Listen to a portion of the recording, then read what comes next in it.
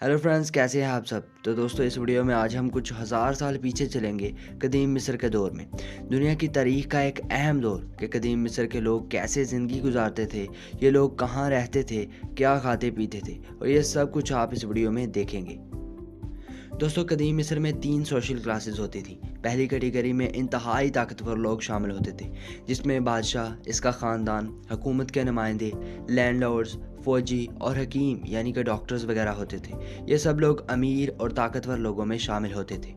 दोस्तों, दूसरी category middle class लोगों की होती थी, जिसमें ताजर, किसान और कारोबार वगैरह करने वाले लोग थे। और तीसरी कैटेगरी उन लोगों की होती थी जिनकी ज़िंदगी इंतहाई ही मुश्किल होती थी। मिस्र में रहने वाले ये गुलाम जो कि बहुत ही मेहनत वाला काम करते थे और बदले में इन्हें कुछ खाने के लिए मिल जाया करता था। लेकिन कदीम मिस्र में गुलामों के भी हकूक़ थे। ये शादी कर सकते थे, ज़मीन खरीद सकते थे और आज़ाद भी हो सकते थे। कदीम मिस्र में दरियाए नील की बहुत ज़्यादा अहमियत थी। 6650 किलोमीटर तक फैला हुआ यह दुनिया का सबसे बड़ा दरिया है। मिस्र में तमाम बड़े बड़े शहर इसके आसपास बसे हुए थे। इसकी बड़ी वजह फसलें थीं। दोस्तों, मिस्र के सहराओं में फसल उगाना इंतहाई ही मुश्किल था। जब कभी दरियाए नील का पानी इन सहराओं में घुस जाता था तो किसानों के पास फसल उगाने के लिए मिट्टी जमा हो जाती थी। इस दौर में घर हर तरह के होते थे, बड़े बड़े महलात भी और मिट्टी के घर भी। एक कॉमन घर में 3 से 4 कमरे होते थे। पहला कमरा मेहमानों को बिठाने के लिए होता था, दूसरा कमरा किचन, तीसरा कमरा अनाज को स्टोर करने के लिए होता था, जबकि चौथा कमरा बेडरूम होता था। दोस्तों, उस दौर में घर के तमाम अफराद एक ही कमरे में ज़मीन पर सोते थे। इन लोगों के पास टॉयलेट भी होते थे। अमीर लोगों के टॉयलेट लाइमस्टोन से बने होते थे। ये लोग वेस्ट को मिट्टी में मिलाकर दरिया नील में बहा देते थे या फिर घर से बाहर फेंक देते थे।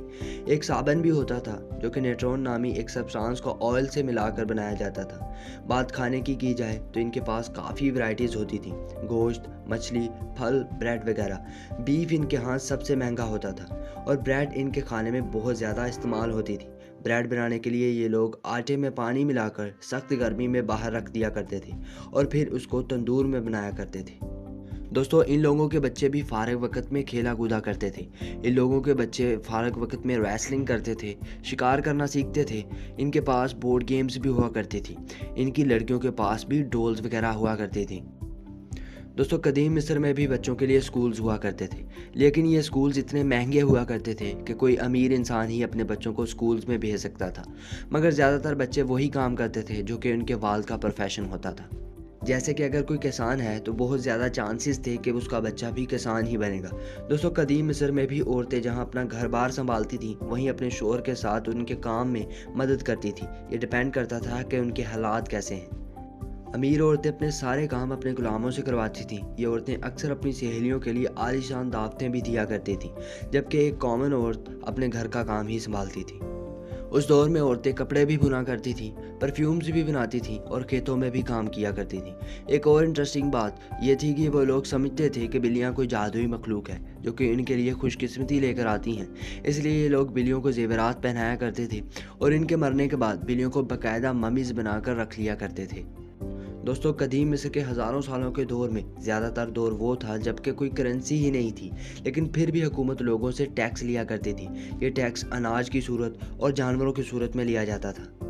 उस दौर के लोगों की एवरेज लाइफ इतनी ज़्यादा नहीं हुआ करती थी। अक्सर लोग 40 साल की उम्र से पहले ही मर जाया करते थे। इसकी एक बड़ी वजह बीमारियों का फैलना और उनका इलाज ना होना था। लोग गंद वगैरह अपने घरों से बाहर फेंक दिया करते थे और दरियाए नील भी अब बहुत ज़्यादा गंदा हो चुका था और लोग वहीं से पानी पिया करते थे। दरियाए नील में मगरमच्छ भी हुआ करते थे जो कि लोगों को अक्सर मार दिया करते थे।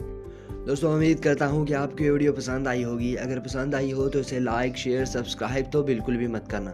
चाचू आइंस्टाइन मिलते हैं आपको एक नई वीडियो में।